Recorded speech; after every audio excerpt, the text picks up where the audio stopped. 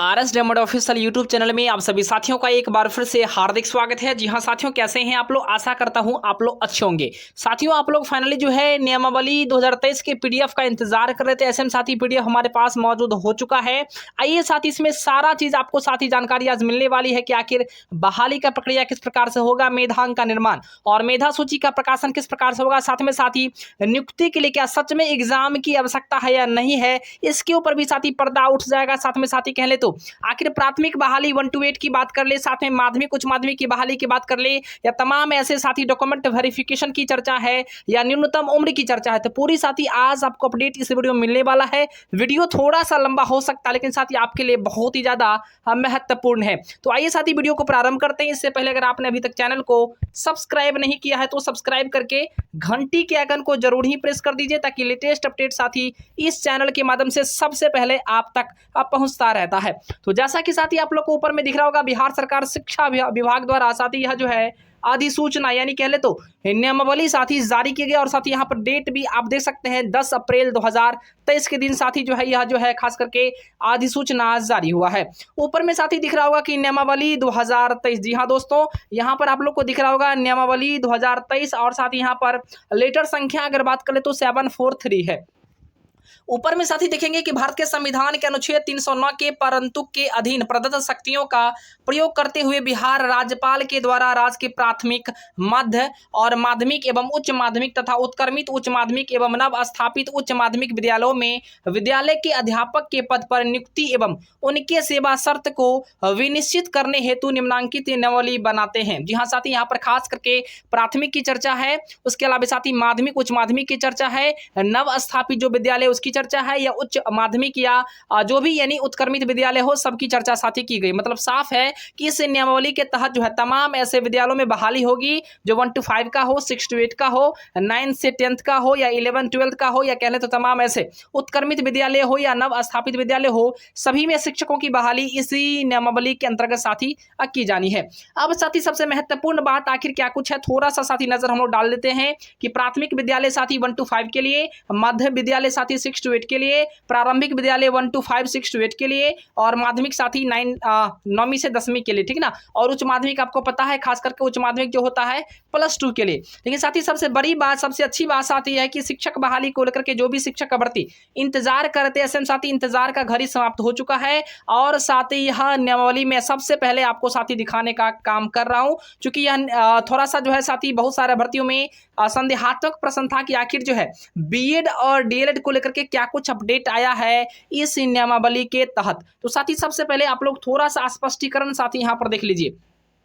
यहाँ पर साथी स्पष्टीकरण में लिखा गया कि शिक्षक प्रशिक्षण के किसी भी उपाधि की मान्यता के बिंदु पर अथवा किसी उपाधि विशेष के समतुल्यता के बिंदु पर किसी भी प्रकार के विवाद की स्थिति में राष्ट्रीय अध्यापक शिक्षा परिषद यानी एनसीटी मतलब national council of teacher education के परामर्श से विभाग का निर्णय अंतिम होगा। मतलब साथी आप लोग को पता होगा कुछ ऐसे डिग्रियां हैं जैसे बीएड का बात कर ले, बीएड का बात कर ले, डीएलएड का बात कर ले, बीटीसी, जेबीटी, तमाम ऐसे कोर्सेस वगैरह जो प्रशिक्षण के होते हैं, इसमें साथी कई प्रकार के ऐसे जो संदेहात्मक प्रश्न अभ्यर्थी का मन है कि इसका वैल्यू होगा या नहीं होगा, यह मान्य है या नहीं मान्य है, तो कहीं ना कहीं साथी इसमें स्पष्ट किया गया है कि आखिर इसमें जो भी वैल्यू होगा यानी जो भी मान्य होगा यह एनसीटी बताएगा, national council of teacher education बताएगा। मतलब जिस भी डिग्री का अगर एनसीटी के माध्यम से अगर वेरिफिकेशन है यानी उसे अगर मान्यता दिया गया है तो कहीं ना कहीं बिहार शिक्षक बहाली में उसे 110% उसे एक्सेप्ट किया जाएगा, चाहे वो NIOS डीएलएड के ऊपर बात हो या बीएड के बात के बीएड का बात कर ले या डीएलएड का बात कर ले, तो साथी कहीं ना कहीं सभी अभ्यर्थी को मौका मिलेगा। लेकिन एनसीटी से जो खास करके जिनको खासकर अप्रूव्ड होगी, एनसीटी जिसको मान्य देगा, बिहार शिक्षक बहाली में शिक्षा विभाग भी उसको मानेगा। अब साथी सबसे बड़ी बात यह है कि आखिर यहाँ पर देखिएगा आयोग को लेकर के जो कंफ्यूजन की स्थिति थी, तो यहाँ पर साथी लिख दिया गया है कि आयोग से अभिप्रेरित इस नियमावली के अधीन संवर्गों की नियुक्ति की अनुशंसा हेतु राज्य सरकार द्वारा प्राधिकृत किया गया है। यानी साथी और खास करके यहाँ पर पर कहा गया है कि आयोग के माध्यम से जो बहालियां की जाएगी तो कहीं ना कहीं पूरी जिम्मेवारी, पूरा का पूरा अधिकार उनके पास सुरक्षित होगा। देखिए साथी, सबसे अच्छी बात, सबसे बड़ी बात साथी क्या है कि आयोग को लेकर के जो अभ्यर्थियों में कंफ्यूजन की स्थिति थी कि आखिर 1 to 5 के लिए न्यूनतम उम्र कितना होना चाहिए, तो साथी मैं आपको बता दूं न्यूनतम उम्र साथी यहाँ पर जो चर्चा किया गया है, नियुक्ति की पहली वर्ष अगर अगस्त को अभ्यर्थियों की न्यूनतम उम्र, जी हाँ साथी, अगस्त यानी अगस्त का महीना यहाँ पर दिया गया है, अगस्त तक अगर आपकी 18 वर्ष न्यूनतम अगर आ जाता है तो प्राथमिक एवं मध्य विद्यालय के लिए साथी आप जो है एलिजिबल है। यानी कम से कम उम्र अगर आपका 18 वर्ष अगर अगस्त तक हो जाता है, अगर आप प्राइमरी के शिक्षक बनना चाहते हैं, चाहे 1 to 5 का हो, 6 to 8 का हो, तो साथी आपको दिक्कत नहीं है, ठीक है ना। तो न्यूनतम आपको इतना उम्र होना चाहिए। इसके अलावा साथी अगर माध्यमिक उच्च माध्यमिक की बात कर ले तो माध्यमिक उच्च माध्यमिक की साथी जो न्यूनतम उम्र है वो 21 वर्ष है। यानी अगर आप हाई स्कूल और प्लस 2 का शिक्षक बनना चाहते हैं तो आपको न्यूनतम कम से कम आपके 21 वर्ष उम्र होना ही चाहिए। तो संभवतः साथी आप लोग सब बातों को समझ गए होंगे। अब अधिकतम उम्र सीमा में कितना छूट मिलेगा, इसको भी लेकर के एक बार थोड़ा सा चर्चा कर लेते हैं, उसके बाद साथी आगे बढ़ जाएंगे। यहाँ पर साथी लिखा गया है कि इस नियमावली के प्रवृत्त होने के पश्चात नियुक्ति के प्रथम संव्यवहार में अधिकतम उम्र सीमा की अगर साथी बात करें तो 10 वर्ष की छूट दे होगी, जिस निर्दिष्ट विषय या विषय समूह में पात्रता परीक्षा के आधार पर साथी यहाँ पर चर्चा किया गया है। मतलब अगर आपको खास करके अगर उम्र सीमा में छूट भी मिलेगा तो जो राज्य सरकार के अंतर्गत जो भी आरक्षण का प्रावधान है उसके तहत आप लोग को फायदा मिलेगा।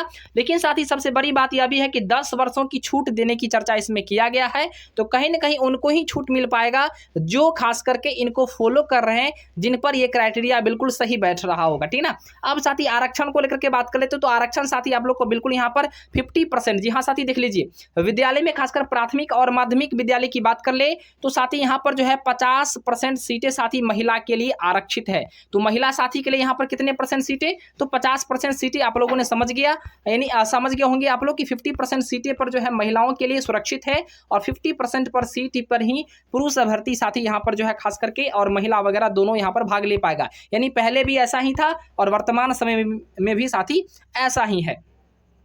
अब साथी हम लोग बात कर लेते हैं कि आखिर बहाली का प्रक्रिया किस प्रकार से होगा, तो साथी यहाँ पर सारी चीज यहाँ पर साथी चर्चाएं कर दिया गया है। लिखा गया कि प्राथमिक एवं मध्य विद्यालय में मूल कोटि एवं स्नातक कोटि के विद्यालय अध्यापक के लिए विषयवार आरक्षण रोस्टर का संचालन समेकित रूप से जिला स्तर पर किया जाएगा। जी हाँ साथी, डिस्ट्रिक्ट लेवल पर आप लोग के रोस्टर बनाए जाएंगे और उसके बाद साथी रोस्टर को पब्लिश भी की जाएगी। साथ में अगर माध्यमिक उच्च माध्यमिक की बात कर लें तो इसको भी साथी जो है विषयवार आरक्षण रोस्टर का अलग अलग संचालन जिला स्तर पर ही किया जाएगा। मतलब जिला लेवल पर ही आप लोग का जो है यहाँ पर रोस्टर का निर्माण किया जाएगा कि आखिर किस कैटेगरी में कितने सीटें को देना है। रिक्ति के आधार पर रोस्टर का क्लियरेंस यहाँ पर होगा। उसके बाद साथी एक चीज यहाँ पर और साथी अच्छी चीजें यहाँ पर साथी प्रदान किया गया है कि इस नियमावली के प्रवृत्त होने के बाद प्रथम संव्यवहार में विद्यालय अध्यापक के पद पर नियुक्ति हेतु आरक्षण का बिंदु 1 नंबर रोस्टर प्रारंभ होगा। जी हाँ साथी, 1 नंबर रोस्टर को लेकर के पॉइंट 1 रोस्टर को लेकर के साथी यहाँ पर चर्चा किया गया है। लेकिन सबसे अच्छी बात, सबसे बड़ी बात यह भी है कि नियुक्ति का प्रक्रिया किस प्रकार से होगा, तो साथी यहाँ पर सारा चीज आपको लिखा गया है। अब देख लीजिए, शिक्षा विभाग द्वारा विद्यालय अध्यापक के पद पर सीधी नियुक्ति होगी। जी हाँ साथी, सीधी नियुक्ति हेतु जिला स्तर पर रिक्त पदों की गणना होगी, यानी डिस्ट्रिक्ट लेवल पर कितने सारे सीटें हैं, यानी डिस्ट्रिक्ट वाइज कितने सीटें हैं उसकी गणना की जाएगी। उसके बाद साथी रोस्टर क्लियरेंस की जाएगी। उसके साथ आरक्षण कोटिवार अधियाचना आवश्यकता अनुसार आयोग को भेजी जाएगी। यानी सबसे पहले क्या किया जाएगा, रिक्ति का आकलन किया जाएगा। उसके बाद साथ ही रोस्टर क्लियरेंस की जाएगी, आखिर किस कैटेगरी को कितने सीटें डिस्ट्रिक्ट वाइज देना है।